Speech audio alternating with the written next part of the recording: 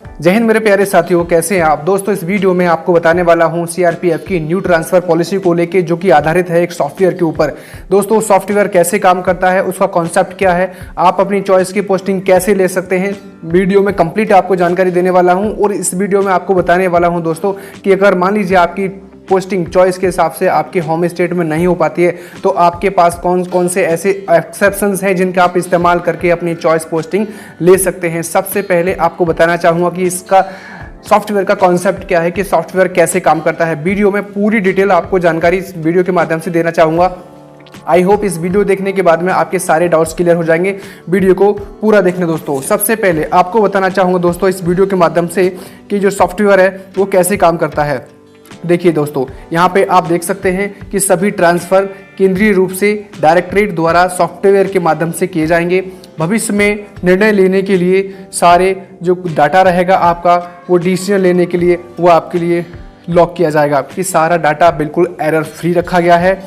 Data को एक निश्चित तारीख पर फीस कर दिया जाएगा और जो भी आपके रिकॉर्ड्स रहेंगे वो आपके लॉग हो जाएंगे कि कार्मिकों की सिस्टम सभी निर्णयों, संपादनों और परिवर्तनों का कारणों का लॉग करेगा। कार्मिकों को सेक्टर, जोन और डायरेक्टरेट में प्रतिनिधित्व करने की अनुमति होगी। जोनों, सेक्टर्स को उनके खुद के आदेश के तहत तैनात कुल स्ट्रेंथ के 1% तक मेडिकल, अनुकंपा या फिर स्थानीय आवश्यकता आदि के कारण अपवाद के रूप में ट्रांसफर करने का खुद का डिसीजन ले सकते हैं। यानी कि 1% में सेक्टर्स, जोन और डायरेक्टरेट भी डिसीजन ले सकता है इस सॉफ्टवेयर के अलावा भी, कि वो अपनी मर्जी से अपनी मेडिकल कैटेगरी को लेके या फिर अनुकंपा के आधार को लेके या फिर स्थानीय आवश्यकता के हिसाब से अपने जवानों को पोस्टेड 1% का कर सकते हैं। चलिए नेक्स्ट पॉइंट पे हम डिस्कस करते हैं। देखिए यहाँ पे 4 पॉइंट्स में कैटेगराइज किया है। नंबर 1 पॉइंट में डिस्कस करेंगे स्पेशल ऑपरेशन जोन, जो कि एसओजेड है। ठीक है दोस्तों, यहाँ पे दूसरा ऑप्शन है बी हार्डशिप फील्ड एरिया है। सी कैटेगरी में डिवाइड किया है इस वाले एरिया को मॉडरेट फील्ड एरिया में, और डी ऑप्शन को डिवाइड किया है सॉफ्ट फील्ड एरिया के अंदर। देखिए आपको बताना चाहूँगा यहाँ पे चॉइस पोस्टिंग रखी गई है स्पेशल ऑपरेशन जोन की जो बटालियन है, जो कि 23 बटालियन है, 5 कोबरा बटालियन है और स्टैटिक एस्टेब्लिशमेंट 5 हैं, जिसके अंदर 33 बटालियन ऑलरेडी डिप्लॉयड हैं, 27,662 कर्मचारी डिप्लॉयड हैं और इनका जो ट्रांसफ़र होना है वो 8,781 लोगों का ट्रांसफ़र होना है। हर साल का यही सिनेरियो रहता है। देखिए आप यहाँ पे देख सकते हैं दोस्तों, कैटेगरी वाइज यहाँ पे डिटेल दी गई है।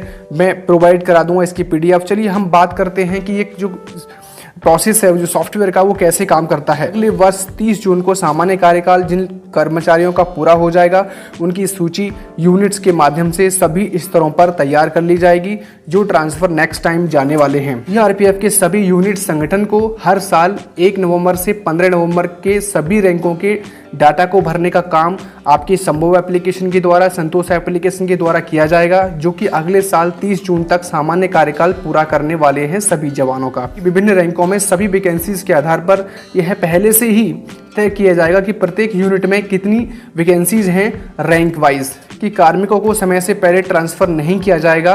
कुछ असाधारण मामलों को छोड़कर कार्यकाल पूरा करना होगा। ठीक है, आई होप कि यहाँ से आपको समझ में आ गया होगा। देखिए इसके अलावा आपके लिए बताना चाहूँगा कि जो डाटा को फिलिंग अप करेगा किसी भी फॉर्मेशन में, वो 1 नवंबर से लेकर 15 नवंबर के बीच में आपका डाटा फिलअप हो जाएगा। डाटा फ्रीज हो जाएगा 15 नवंबर को। इसके बाद आपको एडिट करने की कोई अनुमति नहीं होगी, आप अपनी चॉइस भर पाएंगे। ऑब्टेनिंग चॉइस फॉर इंडिविजुअल की 16 नवंबर से 15 दिसंबर तक रहेगी दोस्तों। इसके अलावा देखिए प्रोसेसिंग का जो प्रोसेस रहेगा वो रहेगा 15 दिसंबर से लेकर 20 फरवरी के बीच में। ट्रांसफ़र इशूड हो जाएंगे 28 फरवरी को, और 50% जो ट्रांसफ़र हैं वो 15 अप्रैल तक डिस्पैच हो जाएंगे, रिलीव कर दी जाएंगी, और 50% जो बाकी बचे वो 15 मई के बाद में आपको रिलीव कर दिया जाएगा। चलिए और इसके ट्रांसफ़र पॉलिसी की जो मेन पॉइंट्स हैं हम उनको भी डिस्कस कर लेते हैं दोस्तों, जानेंगे। यहाँ पे देखिए यहाँ पे साफ बताया गया है कि पिछले 8 वर्षों की तैनाती के आधार पर विभिन्न एनजीओ जैसे कि कार्यकारी जो भी टेक्निकल हैं, ट्रेड्समैन हैं या फिर एग्जीक्यूटिव यानी कि जो कर्मचारी हैं, कि ट्रांसफ़र का जो निर्णय लेने के लिए उनके हार्डशिप स्कोर का प्रस्ताव दिया जाएगा। इस वीडियो में बताने वाला हूँ कि देखिए हार्डशिप कौन कौन से एरिया हैं, कौन कौन से एरिया के लिए कितने कितने पॉइंट्स मेंशन किए गए हैं। इसके अलावा देखिए आप यहाँ पे देख सकते हैं कि 1 जनवरी 2013 से सेवा और मार्किंग के जो वेटेज पॉइंट रहेंगे वो यूनिट्स और उनकी जो वर्गीकरण के आधार पर किए जाएंगे। कार्यकाल की गणना करते समय दिनों की गणना जो रहेगी वो मंथ में राउंड ऑफ की जाएगी, यानी कि 15 दिन अगर आपके जैसे 3 साल 8 महीना और 16 दिन आपके किसी बटालियन में हुए हैं तो आपके वेटेज को बढ़ाने के लिए आपको 3 साल 8 महीने की जगह पे 9 महीना कर दिया जाएगा। अगर आप 15 दिन से पहले रहे हैं उस बटालियन में डिस्पैच होने वाले हैं तो आपको वो 15 दिन 14 दिन 13 दिन जो भी रहे वहाँ से फिर आपको वो कम कर दिए जाएंगे। एरिया वाइज आपको यहाँ पे टेबल दी गई है कि हार्ड फील्ड के 8 पॉइंट्स मिलेंगे, सॉफ्ट फील्ड के 4 पॉइंट मिलेंगे, हार्ड स्टैटिक के 6 पॉइंट्स मिलेंगे और सॉफ्ट स्टैटिक के 2 पॉइंट्स मिलेंगे। ठीक है दोस्तों, संभव एप्लीकेशन के माध्यम से आपको टेंटेटिव पोजीशन भरी जाने के लिए बोला जाएगा। चेंज अप टू जो कि लास्ट डेट आपको दी जाएगी तब तक आप इसमें चेंजमेंट कर सकते हैं अपनी मर्जी से, उसके बाद आप नहीं कर पाएंगे। ठीक है, देखिए एसओजेड अलॉटमेंट के लिए हम बात करेंगे खासकर उन लोगों के लिए जो एसओजेड की बटालियन में,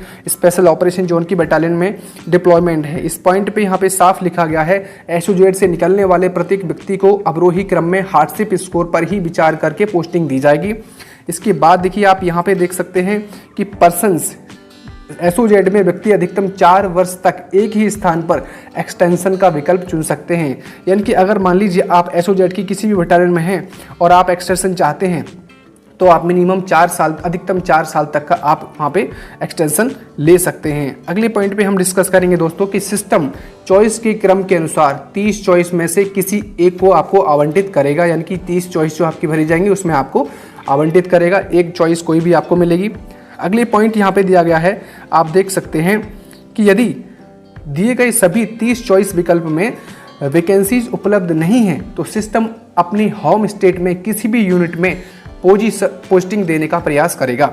यदि अगले हम पॉइंट पे डिस्कस करेंगे दोस्तों, और वो अगला पॉइंट ये है कि यदि ये सभी पॉसिबल नहीं हो पाता है तो सिस्टम वैकेंसी की स्थिति के रूप में किसी भी स्टैटिक यूनिट में पोस्टिंग देने का प्रयास करेगा। अगर देखिए यहाँ पे फिर एक और कंडीशन इन्होंने रखी है, आप देख सकते हैं कि यदि अगर इनमें से कोई भी चॉइस पोस्टिंग आपको फिर भी नहीं मिल पाती है तो आपको सिस्टम सी कैटेगरी में कि कोई सी बटालियन में भी आपको ट्रांसफ़र भेज देगा। देखिए एसओजेड में अगली बात यहाँ पे कही गई है दोस्तों, इसके बाद में फिर आपको बी में भेज देगा, लेकिन ये इस पॉइंट पे हम डिस्कस करेंगे। एसओजेड से 2 साल की अधिकतम पोस्टिंग के बाद कंप्लीट पोस्टिंग हार्डशिप स्कोर के आधार पर मिलेगी, यानी कि 2 साल की पोस्टिंग आपकी हो जाती है किसी भी एसओजेड एरिया में तो फिर उसके बाद में आपको पूरा कार्यकाल के रूप में हार्डशिप पॉइंट वहाँ पे लागू हो जाएंगे।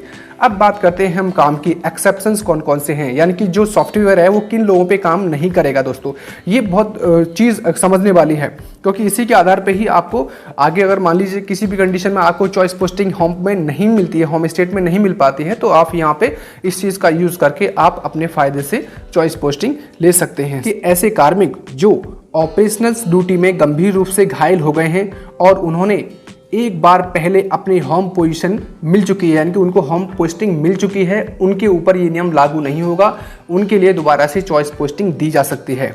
अगले पॉइंट पे हम डिस्कस करेंगे और जानेंगे कि क्या है। देखिए जिनके पास गैलेंट्री मेडल है यानी कि वीरता पदक विजेता है उनको एक बार चॉइस पोस्टिंग देने का मौका दिया जाएगा।